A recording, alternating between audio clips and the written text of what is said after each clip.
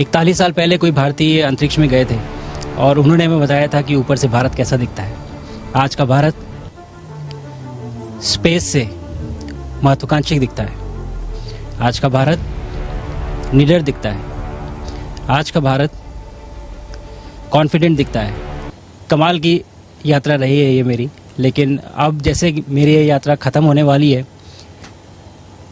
आपकी और मेरी यात्रा अभी बहुत लंबी है। हमारी ह्यूमन स्पेस मिशन की जो यात्रा है वो बहुत लंबी है और बहुत कठिन भी है, लेकिन मैं आपको विश्वास दिलाता हूँ कि अगर हम निश्चय कर लें तो तारा अपि प्राप्यन्ते, इवन स्टार्स आर अटेनेबल। 41 साल पहले कोई भारतीय अंतरिक्ष में गए थे और उन्होंने हमें बताया था कि ऊपर से भारत कैसा दिखता है।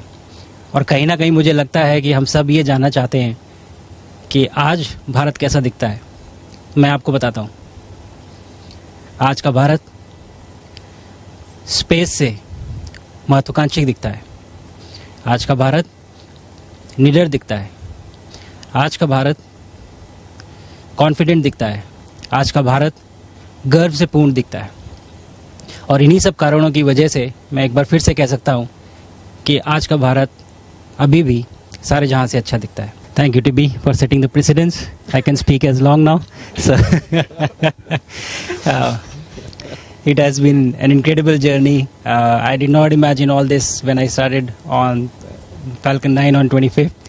And I think it has been made amazing or incredible because of the people who are involved. The team that is standing behind me, you guys have made it really special for us being here on the station, and it was an incredible joy to be here and working alongside with a bunch of professionals like you.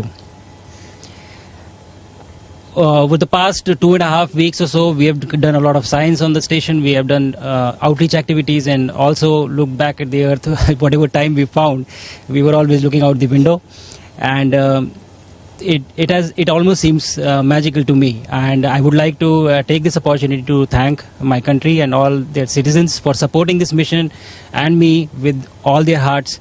And I would like to thank ISRO for making this happen. All the colleagues at ISRO who have worked tirelessly in developing all the protocols, the science and the outreach activities, the researchers back in India, the students who developed the outreach items that I carried.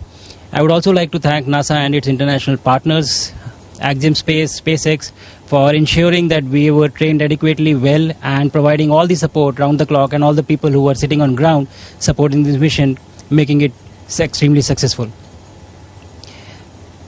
I would agree with what TB said, that these missions have much far-reaching implications beyond science, and that is what I believe that this mission would also do in all of our respective countries as well.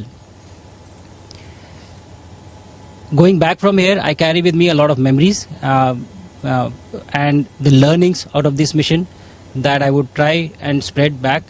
But the one thing that really sticks to me is what humanity is capable of when all of us come together from different parts of the world and work for a common goal or a common objective. It is truly incredible. So thank you everyone, and it has been an incredible mission for me. And अब कुछ शब्द मेरे देशवासियों के लिए हिंदी में। कमाल की यात्रा रही है ये मेरी, लेकिन अब जैसे मेरी ये यात्रा ख़त्म होने वाली है, आपकी और मेरी यात्रा अभी बहुत लंबी है। हमारी ह्यूमन स्पेस मिशन की जो यात्रा है वो बहुत लंबी है और बहुत कठिन भी है, लेकिन मैं आपको विश्वास दिलाता हूँ कि अगर हम निश्चय कर लें तो तारा अपि प्राप्यन्ते, इवन स्टार्स आर अटेनेबल। 41 साल पहले कोई भारतीय अंतरिक्ष में गए थे और उन्होंने हमें बताया था कि ऊपर से भारत कैसा दिखता है। और कहीं ना कहीं मुझे लगता है कि हम सब ये जानना चाहते हैं कि आज भारत कैसा दिखता है। मैं आपको बताता हूँ, आज का भारत स्पेस से महत्वाकांक्षी दिखता है। आज का भारत निडर दिखता है। आज का भारत कॉन्फिडेंट दिखता है। आज का भारत गर्व से पूर्ण दिखता है। और इन्हीं सब कारणों की वजह से मैं एक बार फिर से कह सकता हूँ कि आज का भारत अभी भी सारे जहाँ से अच्छा दिखता है। जल्दी धरती पर मुलाकात करते हैं। धन्यवाद।